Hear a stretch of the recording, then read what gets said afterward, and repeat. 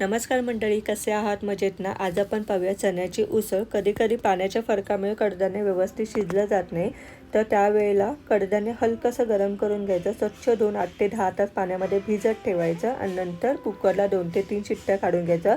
त्यामुळे कडधान्य छान मऊसूत शिजलं जातं, हलकं होतं, पचायला जड जात नाही आणि चवीलासुद्धा छान लागतं. तर इथे मातीच्या भांड्यामध्ये तेल गरम केले, त्यामध्ये टाकले कढीपत्ता आणि कांदा हलकासा ट्रान्सपरंट झाला की यामध्ये टाकले मीडियम साईजचा टोमॅटो, घरगुती लाल तिखट, मीठ, हळद आणि काश्मीरी लाल मिर्च पावडर. तर हे सगळं व्यवस्थित परतून घेते. त्यामध्ये ह्या टाकते मी उकडून घेतलेले चणे आणि त्याचं पाणी व्यवस्थित मिक्स करते. 5 मिनटं आपल्याला हे उकळून येऊन द्यायचं आहे. त्यानंतर यामध्ये टाकते 1 मोठा चमचा मालवणी वाटण आणि पुन्हा एकदा व्यवस्थित मिक्स करून घेते. 10 मिनटं आपल्याला छान उकळून झाल्यानंतर कोथिंबीर टाकून गरमागरम भाजी, भाकरी, पोळीबरोबर आपल्याला हे सर्व करायचं आहे.